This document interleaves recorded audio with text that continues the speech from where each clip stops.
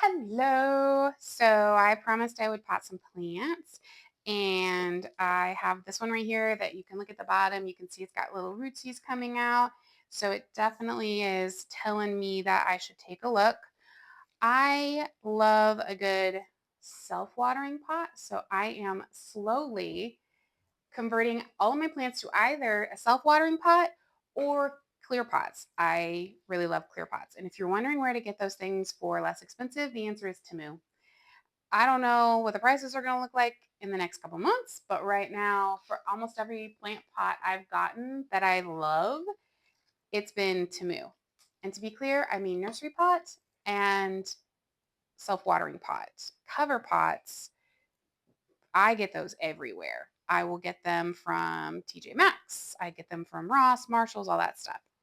Okay, so gently squeeze the pot if it doesn't want to come out. This one did come right out. Sorry, my dog just stole a French fry off the table. Great Dane problems. If it doesn't want to come out, just massage it. Like literally squeeze, squeeze, squeeze, push it from the bottom. You can do a gentle pull, but you risk ripping roots. So just be careful. A little root loss is not the end of the world. The experts say that it will stimulate root growth, and I choose to believe them. So this has really good soil. This is a really nice surprise because sometimes when I get plants from different areas, what they do is they grow them in nurseries, and that kind of dirt is keeps it too wet. It really will rot out the roots of your plant because the house we don't have the airflow, we don't have all the different fanciness that they have in the nurseries. So I generally try and change my stuff over pretty quick. But I don't get all of it off because I'm not a perfectionist. I get just enough. And look, how my little schnoodles like them when they're nice and thick. All right, so I have a tub. This is where I shake my dirt because sometimes I don't want to keep the dirt. This is good dirt. This is just for video purposes, a pile of the good dirt that I mix myself. You can absolutely buy dirt at the store, but you're going to probably run into watering problems, which is what I ran into constantly. I thought I wasn't good at plants because I killed them always. And it turns out I was a little bit set up for failure because I kept using store bought. Even the moisture control stuff just isn't for a house plant. That's more of an outdoor soil. So I make a mix of my own. Everybody does it different. I just go buy a bag of the dirt so that I have dirt. And then I will buy what's called perlite. And then I will buy a bag of orchid bark. And if I'm feeling fancy, I will get some worm castings or some biochar, which also has worm castings. And I just mix it all up. I do not quite a 1-to-1 ratio, but and every time I mix it, it's a little different. I mean, you can kind of see how light it is. And it's all about well draining soil, which I air quoted. That is actually the phrase. And it is very true and serious.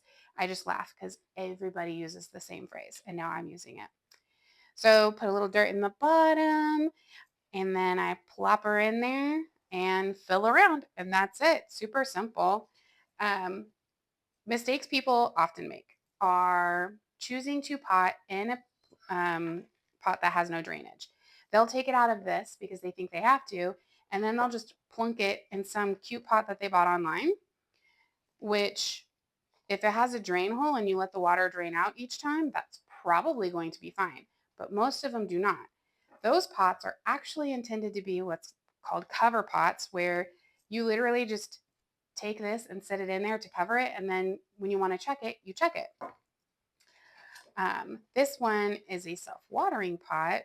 And so I actually tend to still stick these in cover pots because I like variety in my decorations, obviously. So um, I don't want every pot to look the same, but I really like the self-watering. Cool things about this. It has vent holes on the side for aeration because roots need air. So that's also going to help prevent overwatering because the soil's gonna dry out faster. But it has this clip-on thing on the bottom, which is where you snap it on in a much more professional way if you're advertising the product. And you can fill it with water, and that it will soak it up from the bottom so that it has water longer. You don't have to do it as often. I have a couple hundred plants, so it takes a long time to water. I really like these that don't let them dry out as fast. I choose to water from the top and the bottom because when you get a clear pot, you can see that it isn't really soaking the soil, it's just running straight through. And I didn't realize how much I was underwatering plants until I did that too. Another reason I thought I wasn't good at plants is just because I didn't have the right setup. So, yeah, super easy. Every time I repot something, so long as it's not a rescue that was soaked and drenched, I give it some water. I have a cocktail for the water that I will share on a different video that I mix up myself.